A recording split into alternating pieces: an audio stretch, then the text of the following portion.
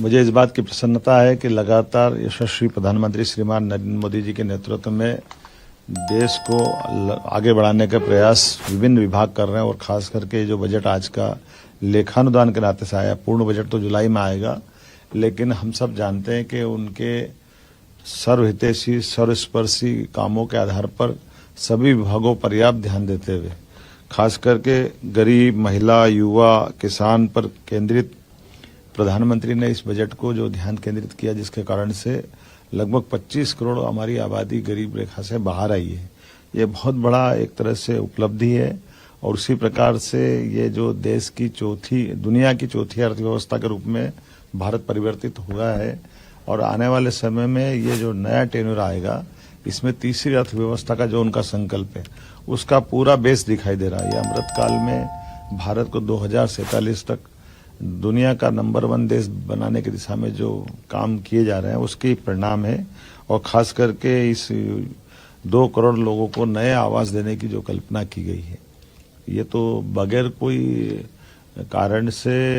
गरीब लोग अपना घर नहीं बना पा रहे हैं, उनके घर पे वो अभिशाप नहीं है,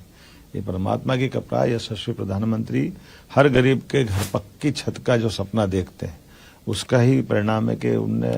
अभी जो पुरानी गरीबी रेखा की लाइन थी, उसमें बड़े पैमाने पे वो काम किया था और 2 करोड़ नए घर का जो संकल्प किया, ये अद्भुत है। इसी के साथ साथ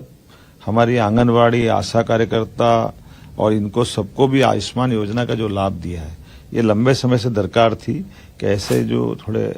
अपनी सेवाएं देते थे गरीब वर्ग है, उनको भी लाभ मिलना चाहिए। आगामी खास करके जिस प्रकार से डिजिटल इंडिया को बढ़ावा देने की बात कही है और डिजिटल इंडिया के माध्यम से बड़े पैमाने पर बहुत सारे सुधार भी लागू किए जा रहे हैं, इन सुधारों के बलबूते पर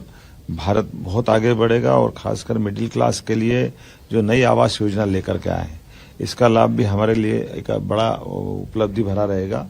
मैं आज के इस अवसर पर 9 से 14 साल की लड़कियों के लिए सर्वाइकल कैंसर वैक्सीनेशन की जो सुविधा इस बजट में दी है,